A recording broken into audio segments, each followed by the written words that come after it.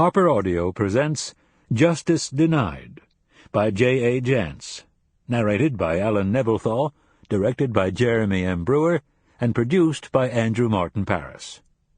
This book is copyrighted 2007 by J.A. Jance. This production is copyrighted 2007 by HarperCollins Publishers. Prologue. LaShawn Tompkins saw the sole white woman, a nun, huddled under her umbrella in the pouring rain, as he turned the decrepit Windstar van off Rainier Avenue South onto Church Street. The cracked rubber on the wiper blade wasn't doing much to clear the windshield. Through puddled raindrops he caught only the barest glimpse of an anxious white face illuminated in the yellowish haze of a feeble, rain-washed streetlight. His headlights flashed briefly on the gold-embossed lettering of the book she carried. LaShawn didn't have to read the words printed there to recognize the book for what it was, the Holy Bible.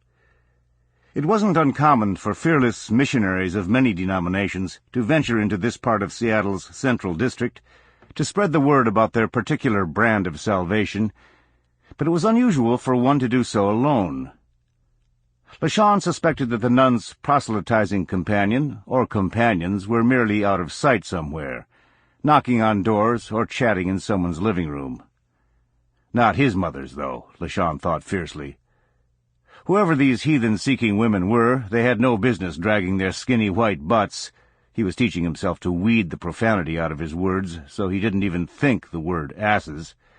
Out here where they didn't belong, and where it wasn't safe.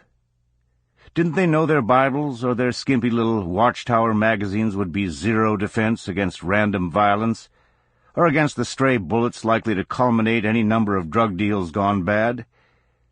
Maybe they were counting on God to protect them.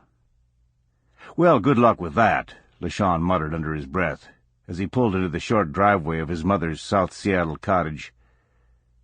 LaShawn was both a neighborhood pioneer and a survivor.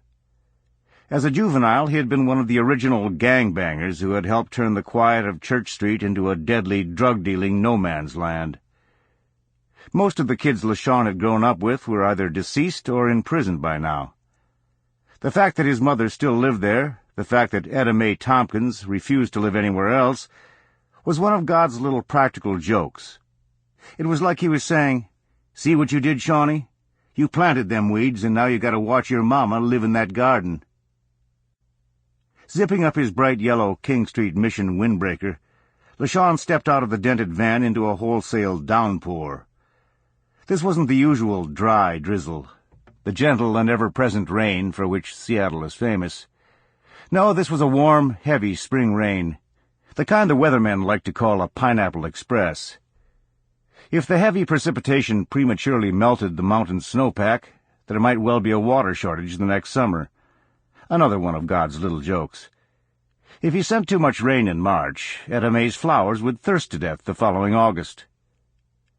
LaShawn glanced up the street.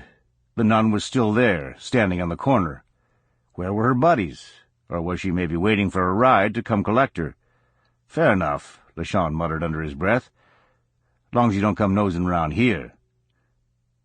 If one of them tried knocking on Etta Mae's door, LaShawn would be there to send her packing. Etta Mae Tompkins may have been LaShawn's mother, but she was also the most godly woman he had ever known, bar none. She didn't need some busybody white lady coming around door to door and telling her what she should or shouldn't believe.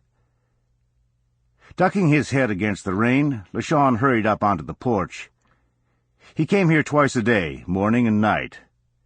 So far, Brother Mark had been good enough to let LaShawn use the shelter's van for these filial visits to care for his ailing mother. Unfortunately, the situation at the shelter seemed to be going downhill fast. LaShawn didn't know how much longer he would be at the mission, to say nothing of having access to the van. But for now he was still able to come by each morning to make sure Etta Mae was up and around and to fix her breakfast.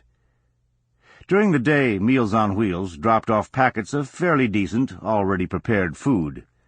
In the evenings, LaShawn came by again to make sure Etta Mae actually ate it. The floor of the porch was firm and dry under his step. When he turned the knob, the solid core door swung easily open inside the jamb. The sturdy... Sample complete.